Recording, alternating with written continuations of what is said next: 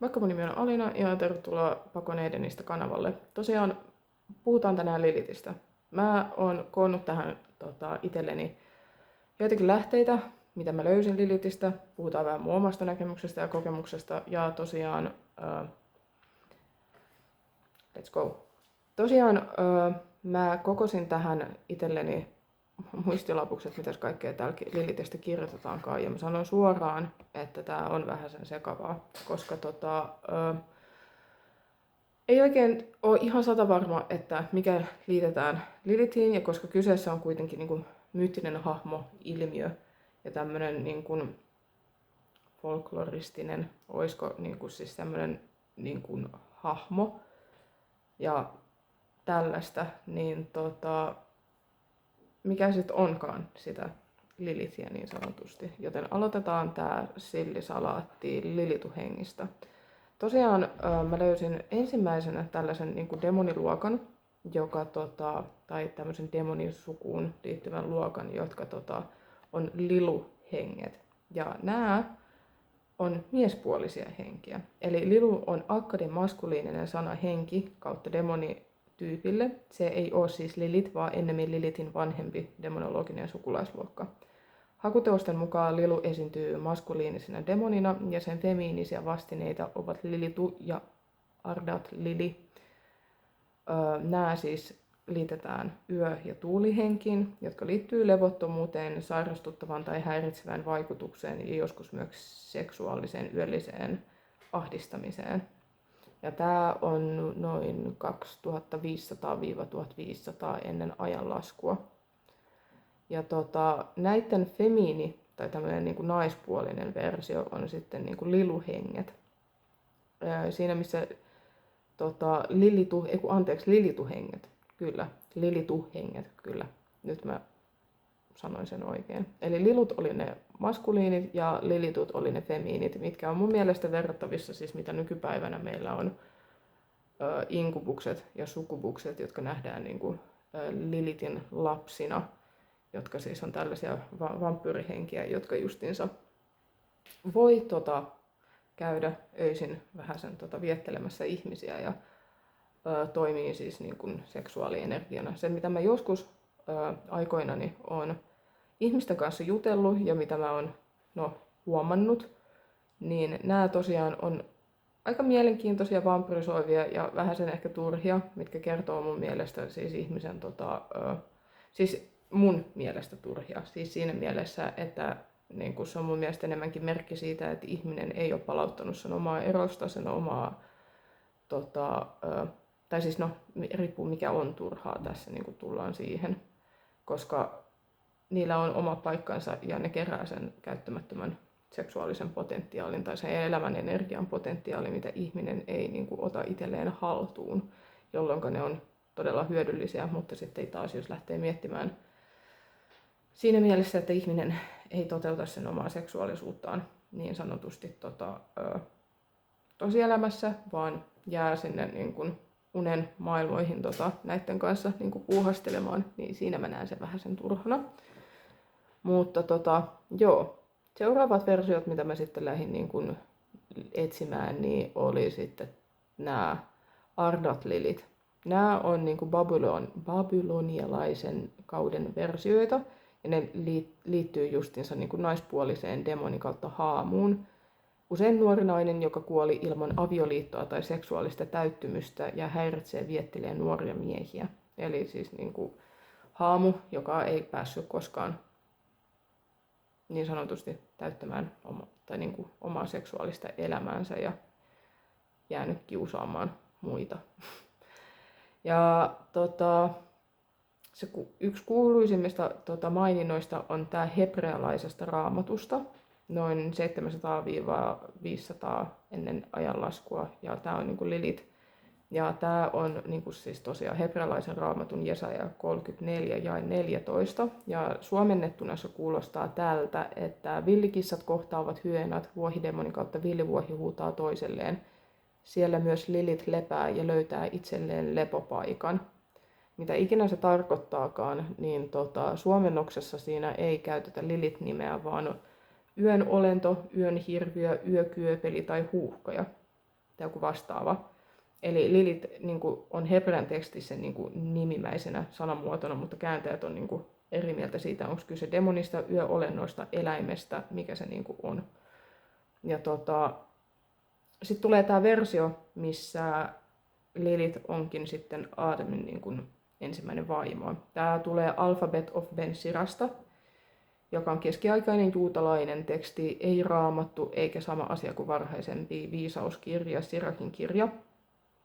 Kirjantekijää ei tiedetä, mutta teksti menee suunnilleen näin, että Jumala näki Aadamin olevan yksin. Hän loi Aadamille naisen maan tomusta samasta aineesta kuin Aadaminkin, antoi naiselle nimen Lilith.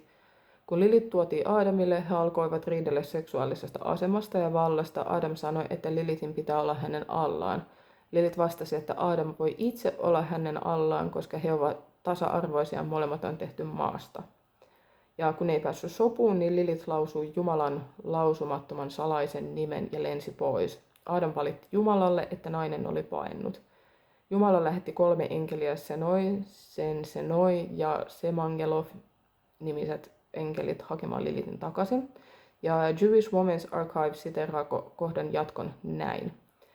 Enkelit löytävät Lilithin merenluota, paikasta, jossa demoniset vedet kautta voimat ovat läsnä ja käskevät häntä palaamaan. Lilith ei suostu palaamaan, hän sanoo olevansa luotu vahingoittamaan vastasyntyneitä poikalapsia 8. päivään asti ja tyttöjä 20. päivään asti.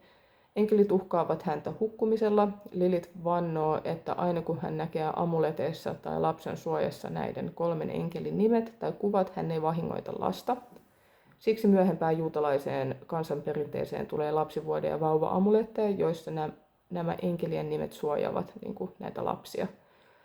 Ja näiden amulettien lisäksi Lilithistä, niin kuin, suojautuakseen Lilithiltä on tehty tällaisia loitsukulhoja, missä on semmoinen sekavatukkainen nainen niin sanotusti siellä keskellä ja sitten siinä niin kuin ympärillä on siis semmoisia niin kuin loitsuja.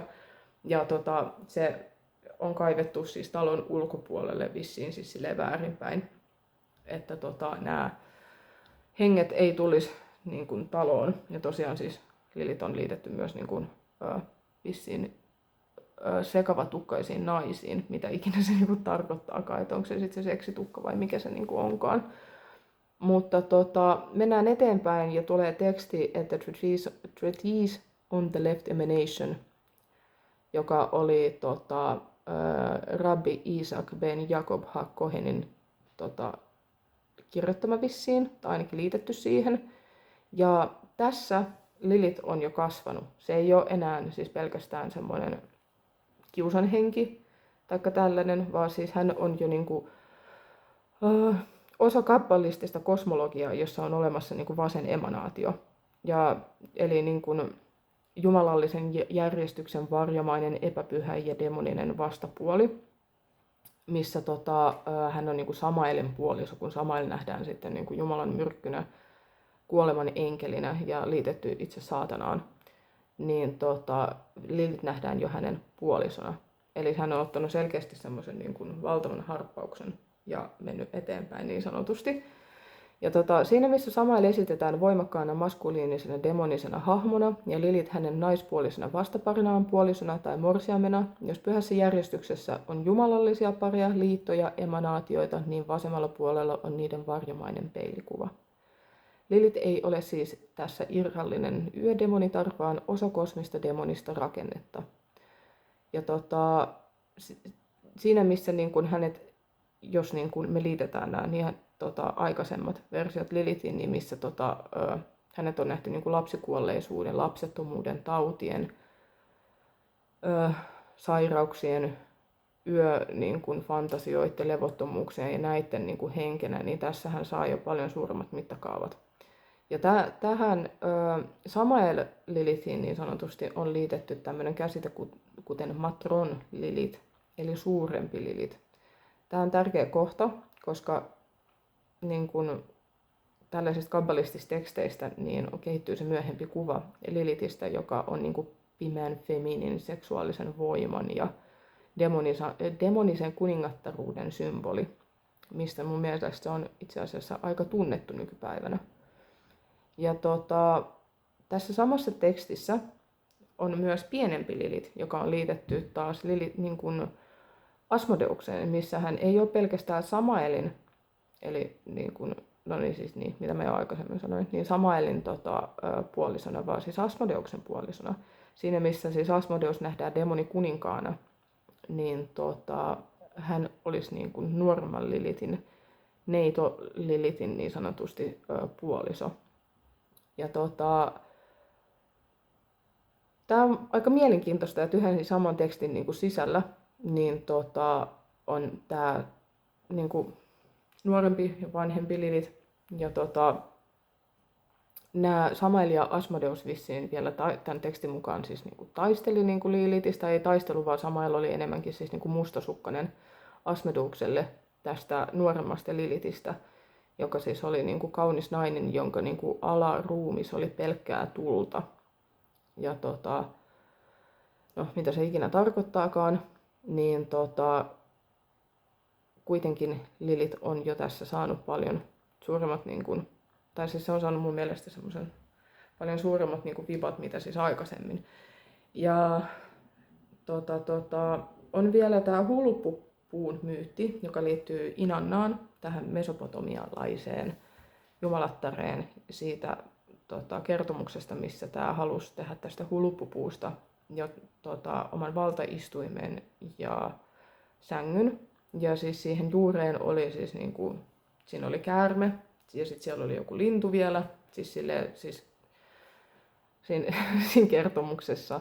Ja sitten myös oli niinku semmoinen phantom maid, eli niinku, mä en tiedä miten se nyt oikein suomennetaan, mutta siis sellainen niinku haamuneito niin sanotusti sitten tehnyt asumuksen tähän puuhun, niin siis tämäkin on liitetty Lilithiin. Ja selkeästi tässä niinku pystyy huomaamaan, että oli kyse hengestä tai jumaluudesta, niin siis nämä kasvaa ihmisen myötä. Nämä siis me kuitenkin ollaan tekemisissä näiden kanssa, koska mun mielestä siis tämä on mun kokemus, mutta siis niin jumaluudet, demonit, henget, niin ne on vähän niin kuin semmoisia tietynlaisia ilmiöitä, mitä me kutsutaan nykyään ehkä enemmän niin kuin arkkityypeiksi jollain tasolla, tai niin kuin aikaisemminkin on ollut vaikkapa sateenjumalia tai jotain tällaista, niin siis mä näen, että Lilith on esimerkiksi just semmoinen, mikä tämä nyt on, ilmiö, jota on niin kuin, jolla on annettu nimi joko karkottaakseen, nimetäkseen jotenkin, koska silloin kun nimetään jotain, niin uskotaan, että sä saat niin kuin sitä voimaa. Niin, että se on niinku semmoinen ilmiö, joka koskettaa tavalla tai toisella meitä kaikkia. Siis niinku siinä mielessä, että jos ei niinku henkilökohtaisesti itsensä kautta, niin me nähdään kuitenkin kulttuureissa edelleenkin, miten naisen seksuaalisuus on demonisoitu. Me nähdään eri uskonnoissa, sitä me nähdään niinku ylipäätänsä, että missä siis se on edelleenkin pelottava asia, vaikka me kaikki ollaan niin kuin seksuaalisuudesta niin kuin syntyneitä. Ja tämän takia mun mielestä on tosi mielenkiintoinen, koska siis silloin kun mä rupesin itse työskentelemään, tai silloin kun Lilith tuli mun kenttään niin sanotusti, mä en edes niin kuin tajunnut, että mitä tapahtui, niin vasta tätä tekstiä tehdessä siis sillä lailla, että mä osasin niin kuin liittää joitakin asioita Lilithiin, mitä mä en aikaisemmin osannutkaan liittää. Justiinsa mulla alkoi niin unihalvaukset itse asiassa silloin, tai siis oli ensimmäinen niin kuin, yksi semmoinen aika paha unihalvaus ja sitten muita semmoisia aiheita, mitä sitten pääsi niin sanotusti niin kuin näkemään, missä mä jouduin käymään semmoista transformaatiota niin sanotusti. Ja mun oma tulkinta tässä myös niin kuin on siis tästä Aatamin versiosta, missä ne taistelee siitä niin kuin, kumpi on päällä ja kumpi on alla, niin kertoo mun mielestä ehkä enemmän, siis, tai mun versiossa, niin se puhuu enemmänkin siitä, että taistelueroksesta niin sanotusti, mikä on meidän luova potentiaali, siis se niin kuin meidän elämän voima, prana, eros, shakti, kundalini, miksi sitä haluaa kutsua. Niin, että kuka määrää siitä, koska siis niin kuin meidän kulttuuri, meidän niin kuin ulkoiset säännöt, ne voi kertoa, että meidän niin kuin täytyy olla jonkinlainen, elää jollain tavalla. Niin se on, Lilith on se niin kuin joku kipinä meissä, jota ei kiinnosta ne säännöt, vaan siis joka haluaa elää joka siis niin kuin, jota ei kiinnosta siis periaatteessa meidän häpeä, jota ei kiinnosta meidän pelot, jota ei kiinnosta siis niin kuin tällaiset ajatukset siitä, että näin täytyy, koska siis näin on vaan eletty, vaan se haluaa päästä niin kuin elämään meidän kautta. Ja mitä mä oon niin kuin Lilithistä oppinut, niin se nimenomaan on sellainen, että sitä ei kiinnosta. Että sitä ei todellakaan kiinnosta, vaan se on oikeasti siis aivan niin kuin mahtavan villi, mutta mahtavan villiä tällaista, eikä niin kuin kovin helppo siis siinä mielessä siis niin kuin henki työskennellä. Kuten mä aikaisemmin sanoin, niin silloin kun Lilith tuli mun kenttään tuossa 2-3 vuotta sitten, sen lisäksi, että niin mulla rupesi niin pöllöjä näkymään joka puolella, niin alkoi myös niin kuin, tällaiset yölliset jotkut niin kuin seikkailut. Mä lähdin tutustumaan siis niin kuin tähän koko Lilith-teemaan justiinsa, alkoin tutkimaan niin inkubuksia, sukubuksia, vampyrismia, varjoa, traumaa, kaikkea siis sitä, mille mä halusin saada jonkin sortin selityksen ja ymmärryksen ja tällaista. Ja mitä mä huomaan, niin Lilith, niin kun, mä en nyt niin kun yleistä, mutta siis se mitä mä oon niin kun huomannut omassa elämässä, että Lilith on myös niin kun, auttaa jollain tasolla myös niin kun, kuntoutumaan, varsinkin jos on seksuaalista traumaa, häpeää ja tällaista. Mutta se ei tuu sillä tavalla, että se tulee paijaamaan sua päähän ja kertomaan, että vitsi, että voi sua tai jotain, vaan siis sillä on ihan täysin omat keinonsa siihen. Ja sillä lailla, kun mä rupesin sit vielä enemmän niin syventymään tähän aiheeseen, niin mä huomasin, että niin mua jopa suoraan sanottuna vähän sen ehkä jopa pelotti siis sillä että okei, koska siltä ei tiennyt mitä odottaa. Se on jotenkin siis sillä että enkä mä halunnutkaan odottaa siltä mitään niin sanotusti, että se on semmoinen niin kuin voima, joka on selkeästi niin kuin pistänyt sut kohtaamaan, tai niin kuin ainakin itteni, ei sut, mutta siis niin kuin itseni kohtaamaan siis niitä omia varjo-osia, ja se ei tosiaankaan tullut. Se ei tullut tosiaankaan sellaisena mukavana tapana, mutta antoisaa se on kuitenkin ollut. Ja varsinkin kun missä me nähdään, että se niinku olisi semmoinen, mitä se nyt, siis silleen pelkästään semmoinen girls power niin sanotusti, taikka että nyt niinku, tai siis niinku nämä ylilyönnit, missä me saatetaan nähdä, että no niin, että kaikki miehet on perseestä, että niinku, et sitä naisvoimaa ja tällaista. Niin mun tapauksessa se myös niinku näytti niitä yhteiskunnallisia siis niinku tällaisia vääristymiä niin sanotusti, missä siis me ei edelleenkään ymmärretä, mitä on naisen halu. Ja siis miten niinku semmoinen halu on naiselle kuitenkin siis silleen ominaista ja kuinka paljon niinku naiset saa siitä syyttelyä siis niinku siitä, että missä siis niin kuin nainen on vaikka luottanut johonkin, tai ei pelkästään nainen, vaan missä se femiini kuitenkin on jollain tasolla niin kuin luottavainen ja tällainen. Sen lisäksi, että se on villi, niin se on myös niin kuin todella luottavainen, missä siis se on niin kuin myös niin kuin kiltti, pehmeä, mukautuva. Ja se voi saada ne sellaiset niin kuin vääristymät, jos niin kuin balanssi menee niin sanotusti, tai ei ole balanssia. Niin se on näyttänyt tosi paljon justiinsa siis niin kuin erilaisia tarinoita, tilanteita sun muuta, missä siis niin kuin näkyy tämä ilmiö. Ja sen takia mä oon alkanut huomaamaan, että Lilith se on paljon enemmän kuin mitään, mitä mä tässä niin sanotusti videolla on tuonut esille, vaan se on jotain paljon enemmän. Kiitos kun katsoit ja moikka!